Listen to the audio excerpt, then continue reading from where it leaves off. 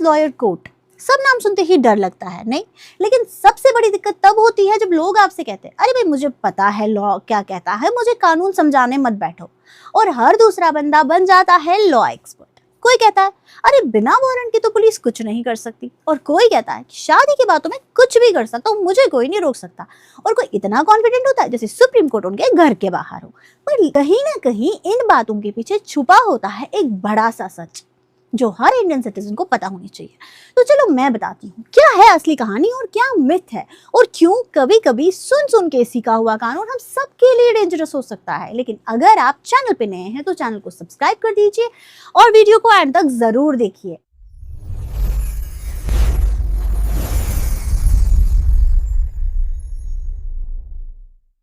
Myth number 1, police बिना warrant के किसी को अरेस्ट नहीं कर सकती। सबसे ज्यादा सुना गया डायलॉग है ना, वारंट दिखाइए। लेकिन असली कानून क्या कहता है? अंडर बीएनएसएस सेक्शन 35 के तहत अगर किसी ने कॉग्निजेबल ऑफेंस कमिट किया है, जैसे मर्डर, रेप, किडनैपिंग, तो पुलिस विदाउट वारंट अरेस्ट कर सकती है। लेकिन अगर ऑफेंस नॉन कॉग्निजेबल है तो बिना वारंट अरेस्ट नहीं हो सकती है। मतलब हर केस में वारंट लाओ कहना जरूरी नहीं, पहले नेचर ऑफ द ऑफेंस समझना जरूरी है। तो किसी भी पुलिस ऑफिसर के सामने ये डायलॉग नहीं चिपकाइए कि हे इंस्पेक्टर वारंट दिखाइए, आप मुझे नहीं जानते कि मैं क्या कर सकता हूँ। इंस्टेड उनसे पोलाइटली बोलिए कि पहले ऑफेंस और सेक्शन बताइए। समझ आ गया ना? तो चलो मिथ नंबर 2 देखते हैं।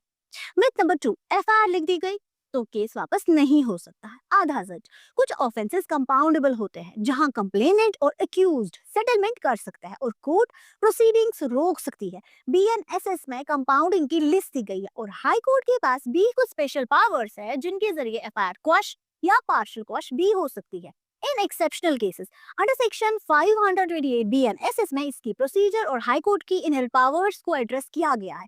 अगर आप नोटिस या एफआईआर से परेशान हो, हर केस फाइनल नहीं होता। कभी कभी सेटलमेंट या हाई कोर्ट का रास्ता पॉसिबल होता है, पर सीरियस क्राइम जैसे मर्डर, रेप में कॉम्प्रोमाइज अलाउ नहीं है। मिथ नंबर 3, शादी के बाद लड़कियों का कोई घर नहीं होता। बिल्कुल गलत। Protection of women from domestic violence act 2005 के सेक्शन 17 के तहत right to reside in a shared household दिया गया है, जिसका मतलब है अगर कोई वुमेन शेयर्ड हाउस होल्ड में रहती है, उससे बिना कोर्ट ऑर्डर के आप घर से नहीं निकाल सकते। ये बिल्कुल इलीगल है। कोर्ट प्रोटेक्शन या रेजिडेंस ऑर्डर दे सकती है। ये डीवी एक्ट इफेक्टिव है और बीएनएस या बीएनएस के रिलेटेड क्रिमिनल प्रोविजंस के साथ इंटरप्ले करता है। तो अगली बार कोई अगर आपको बोले कि तुम्हारा तो यहाँ कोई हक नहीं, तो आप कामली बताइए मेरे राइट्स लॉ में है और कोर्ट प्रोटेक्शन भी दे सकता है। Myth number 4, social media messages या स्क्रीनशॉट्स सब कोर्ट में एविडेंस है। नहीं, इतना सिंपल नहीं है। बीएसए 2023 सेक्शन 61 इलेक्ट्रॉनिक एविडेंस को रिकॉग्नाइज करता है, लेकिन एडमिसिबिलिटी के लिए ऑथेंटिसिटी या सोर्स वेरिफिकेशन बहुत ज्यादा इंपॉर्टेंट है। Under 63 clause 4 of BSA simple screenshot बिना प्रॉपर वेरिफिकेशन के सेकेंडरी एविडेंस माना जाता है। इसीलिए डिवाइस मेटाडेटा, ओरिजिनल लॉग्स या सर्टिफाइड एविडेंस मैटर करता है। मतलब मीन से केस नहीं जीता जाता है, कोर्ट को असली डेटा, मेटाडेटा और ऑथेंटिकेशन चाहिए। मिथ नंबर 5, बेल मिल गई तो केस खत्म। बिल्कुल गलत। बीएनएसएस सेक्शन 480 कहता है कि बेल एक टेम्पररी रिलीफ है। एक्यूज ट्रायल तक फ्री रहता है, लेकिन फाइनल डिसीजन एक्विटल या कन्विक्शन ट्रायल के बाद ही आएंगे। बेल कंडीशंस फॉलो करना बहुत ज्यादा जरूरी है, वरना बेल कैंसिल भी हो सकती है। बेल का मतलब तुम सेफ हो नहीं, मतलब तुम्हें ट्रायल तक मौका दिया गया है और मौके का यूज करो, मिसयूज नहीं। मिथ नंबर 6, चेक बाउंस हुआ तो सीधा जेल। चेक बाउंस के मामले नेगोशिएबल इंस्ट्रूमेंट एक्ट सेक्शन 138 के अंडर आते हैं। इसका प्रोसीजर होता है, पहले नोटिस पीरियड दिया जाता है और एक्यूज को पैसे रिपे करने का चांस मिलता है। डायरेक्ट जेल सिर्फ तब होती है जब डिसऑनेस्टी या डेलिब्रेट फ्रॉड एस्टैब्लिश हो। अगर चेक बाउंस हुआ है तो पहले लीगल नोटिस भेजी जाती है, फिर अगर रिपेमेंट ना हो तो कंप्लेनेंट कोर्ट जा सकता है under section 138 of negotiable instrument act. Myth number 7, legal notice भेजना मतलब केस फाइल हो गया। जी नहीं, नोटिस सिर्फ एक वार्निंग होती है या सेटलमेंट अटेम्प्ट होता है। एक्चुअल केस तब फाइल होता है जब प्लेंट या कंप्लेंट कोर्ट में फाइल हो। नोटिस एक सॉफ्ट स्टेप होता है, often helpful for settlement. Notice को लाइटली मत लो, हाँ, पर घबराने की भी जरूरत नहीं है, पहले अपने लॉयर से बात करो। मिथ नंबर 8, मेंटेनेंस सिर्फ डिवोर्स के बाद ही मिल सकता है। बिल्कुल गलत। बीएनएसएस प्रोसीजरल फ्रेमवर्क और एग्जिस्टिंग फैमिली लॉज अलाउ करते हैं maintenance claims in during marriage. Courts monthly order दे सकते हैं फॉर मेंटेनेंस जहां नेग्लिजेंस प्रूवन हो। मतलब अगर हस्बैंड अपनी बीवी को ग्रूम नहीं कर रहा तो वाइफ कोर्ट से इंटरिम मेंटेनेंस ले सकती है। डिवोर्स का इंतजार करना जरूरी नहीं है। मिथ नंबर 9, माइनर कुछ भी करे तो केस नहीं बनता।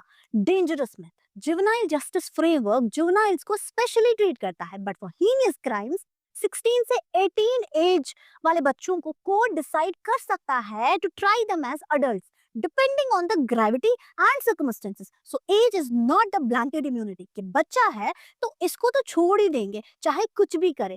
बच्चों को लॉ की प्रोटेक्शन तो है, पर सीरियस क्राइम्स का मतलब अकाउंटेबिलिटी भी है। 11 महीने का रेंटल एग्रीमेंट बनाती हूँ, प्रॉपर्टी तो मेरी ही हो गई। बिल्कुल गलत। ओनरशिप ट्रांसफर होती है only by registered sale deed.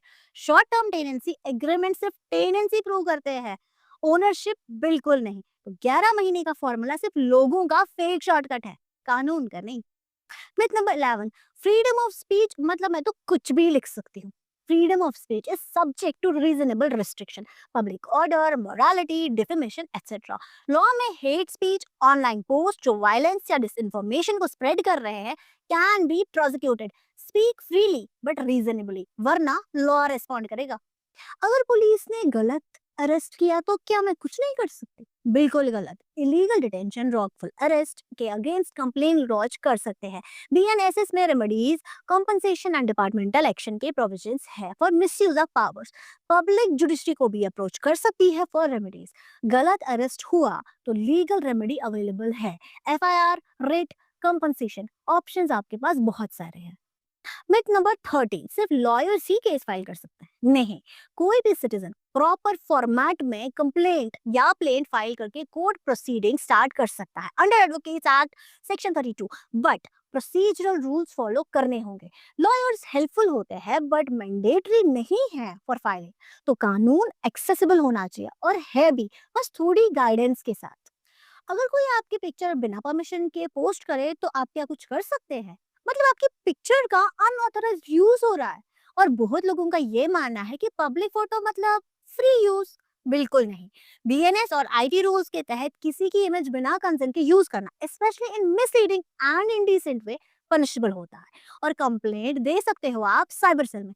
अपनी फोटो का कंट्रोल आपके पास होना चाहिए, और मिसयूज हो रहा हो तो रिकॉर्ड रखो और रिपोर्ट करो। मिथ नंबर 15, आधार से तो सबका डेटा लीक हो जाता है। Partial myth. आधार या digital personal data protection act 2023 framework provide करती है रेगुलेटरी प्रोटेक्शंस।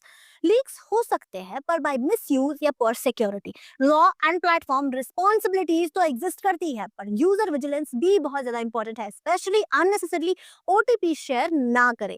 डेटा सेफ रखना सबकी जिम्मेदारी है, प्लेटफॉर्म की भी और यूजर की भी। कानून से डरना नहीं, उसे समझना सीखो, तभी तो सिस्टम स्ट्रांग होगा। अगर आपको ये वीडियो पसंद आए तो लाइक शेयर सब्सक्राइब जरूर कीजिए, और हमारी वेबसाइट यानी कि www.lawyersbugle.com को भी विजिट करें। मैं हूं महविश और ये थी आज की ब्यूगल, लॉयर्स ब्यूगल पर, जहां मिथ टूटेगा और कानून बोलेगा। मिलते हैं अगले एपिसोड में जहां मैं बोलूंगी कानून की बात और आप सुनेंगे सच का नया राग।